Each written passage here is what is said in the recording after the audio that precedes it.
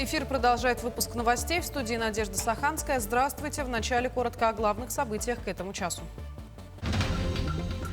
Отчеты глав муниципальных образований проходят в районах республики. Жители задают самые наболевшие вопросы и оценивают работу администрации за прошедший год. В Хандыге торжественно передали символ Знамени Победы. Мероприятие состоялось в рамках республиканской патриотической эстафеты. Что объединяет Индию и Россию? Узнаем о праздновании Дня Республики Индия во Владивостоке и будущих проектах сотрудничества.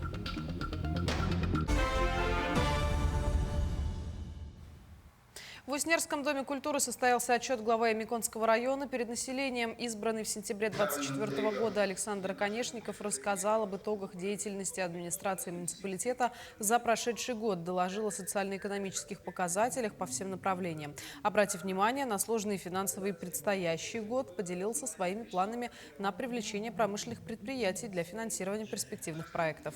На этой неделе отчеты пройдут во всех селах и Миконе. Такие вот отчеты, я считаю, что нужны. Все цифры людям знать не нужно, но достигнутые результаты освещать нужно.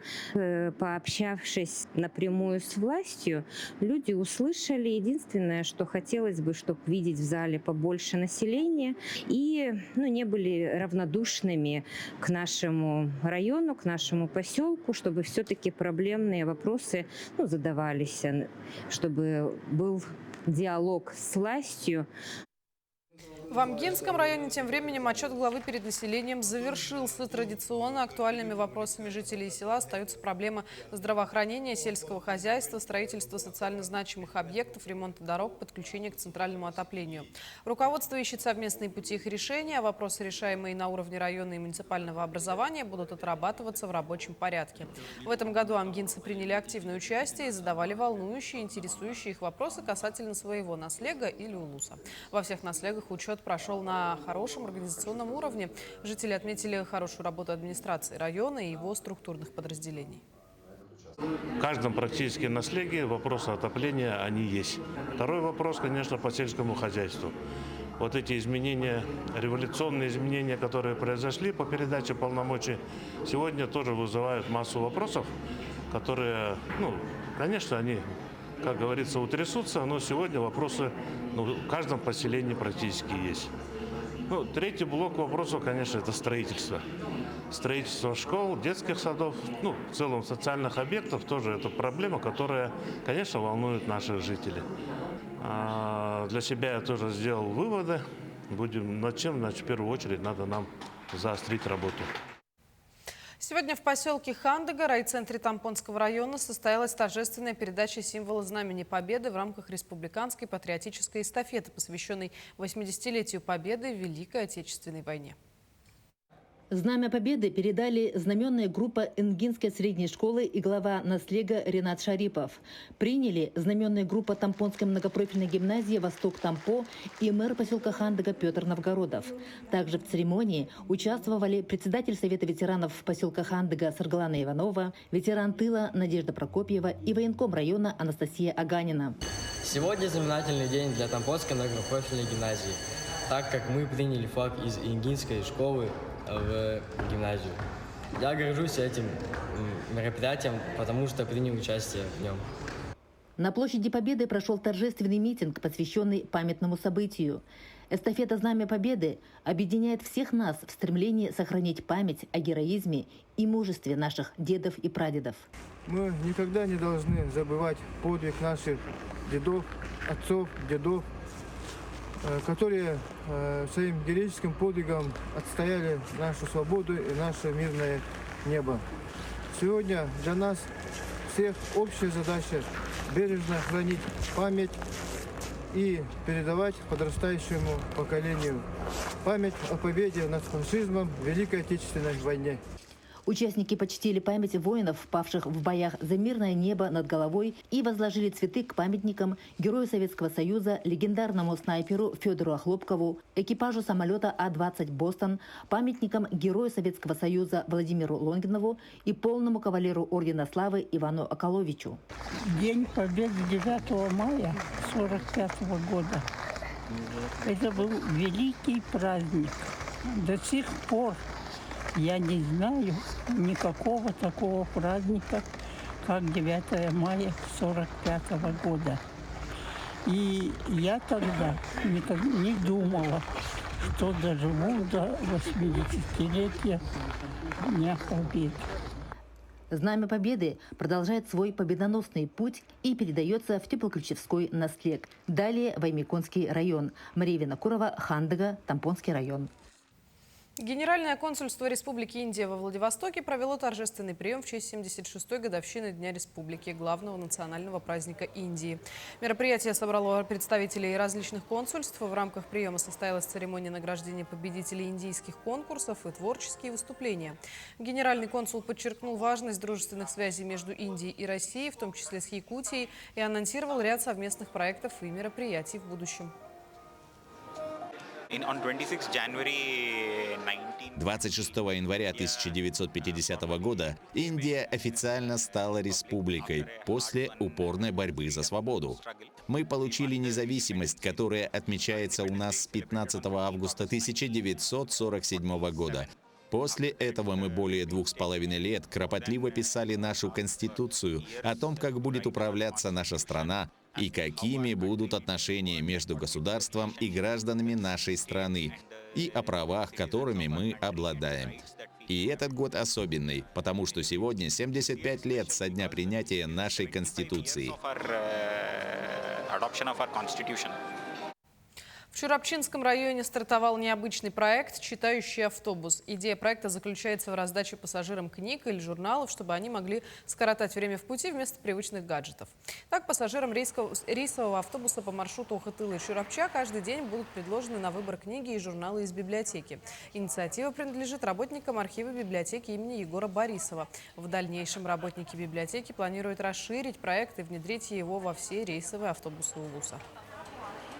Проект «Читающий автобус» предназначен для сохранения родного языка, для привлечения читателей в библиотеку, для расширения кругозора истории родного Улуса. В дальнейшем плане у нас еще планируется выпуск аудиокниг по истории Чурапчинского Улуса, по легендам Чурапчинского Улуса тоже, по истории Чурапчинского Улуса. И этот проект привлечет очень много читателей в Чурапчинскую библиотеку. В Вилюйском Улусе состоялся семинар-практикум для опекунов, попечителей и приемных родителей, а также специалистов учреждений для детей-сирот, собравший 15 приемных семей. В ходе семинара участники ознакомились со статистикой нарушений прав детей в Якутии за прошлый год, получили разъяснения по порядку составления отчетов опекунов, а также избрали членов общественного опекунского совета и обсудили плановую работу на предстоящий год. Дети сейчас вырастают. Поэтому я тоже хочу, чтобы профориентационные занятия были бы, чтобы потом в дальнейшем, чтобы детям куда направление свое взять для дальнейшего поступления, тоже очень интересно было бы. Включить можно было бы тоже. Вот это тоже хорошая идея, думаю. И вот, опыты, конечно же, опыты, жизненные опыты наших опекунов, приемных семей тоже очень интересно бывает. В Алёгминском районе во многих селах действуют волонтерские клубы, предоставляющие возможности для участия в общественно полезной деятельности, в частности, в поддержке участников СВО. Один из таких клубов расположился в селе Первый Нерюктяинск, где волонтеры занимаются плетением сетей, шитьем, вязанием, изготовлением стелек из конского волоса. Подробнее об этом далее. Долгая и кропотливая эта работа – изготовить теплые стельки из конского волоса для бойцов. Это одно из изделий, которые готовят в волонтерском клубе села Первый Нерюктяинск.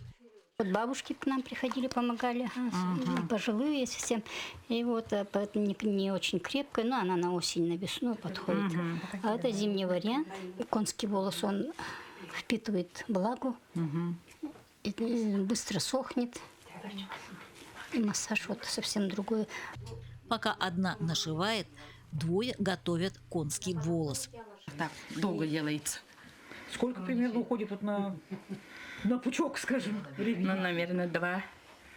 Если все это сделать, 2-3 часа. 2-3 часа. Постоянных в клубе 8 человек, но это не значит, что другие в стороне. Кто-то шьет дома, кто-то деньги отправляет.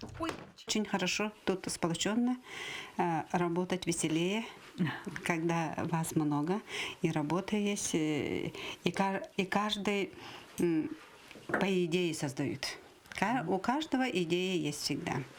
А еще в этом же клубе готовят фрагмент большого панно, которое будет готово к 9 мая, к 80-летию Победы. Это распределение там на всех женщин, определенные фрагменты делаем, а потом уже компонуем. Будет большая картина. Да. А сколько фрагментов будет? 9. 9 фрагментов. Но здесь участвовали не только, да, скажем, вот те женщины, которые непосредственно шьют, но это и женщины, которые создавали эскиз, которые курируют, советуют нам, да. Очень ждут ребята и харысхалы, оберег. Жанна Михайловна очень обучалась, она и нам проводит мастер-классы и обучает нас. Вот мы когда шили стельки, мы вообще не знали, как обрабатывать, как вот готовить конский волос. Волонтеры благодарны односельчанам и администрации Наслега за поддержку. У здания вот нам ветеринарии руководитель и Галина Семеновна, глава наша, помогала. Администрация помогала, да? Да, вот в плане. И все жители ремонтом помогали, окна поставили, тепло, сейчас уютно. Все вместе для своих. Елена Фаст, Максим Копылов, Алекминск. Калейдоскоп детства. Именно под таким названием в Якутске состоялась праздничная программа награждения юных талантов и детских коллективов. Среди награжденных победителей и призеры интеллектуальных олимпиад, спортивных соревнований и творческих конкурсов. Помимо этого развернулась выставка, на которой представили уникальные находки со времен Великой Отечественной войны, а также кубки и медали лучших юношеских организаций. Более того, специалисты провели мастер-классы по оказанию первой помощи и изготовлению различных изделий, в том числе традиционной одежды. Мероприятие посвятили закрытию года детства и передаче эстафеты Году защитника Родины в Якутии. Я очень рада этой награде. Было немного неожиданно ее получить на самом деле. Музыкой я занимаюсь долго. Получается, с 1 класса я занималась на разных инструментах. Там фортепиано, скрипка. Потом уже с 3 класса я перешла на домбру. Пришла в оркестр народных инструментов. Очень много где участвовала. У нас были конкурсы «Розовая чайка». Мы летали в город Санкт-Петербург на большой конкурс. Мы следим за развитием событий. Увидимся чуть позже.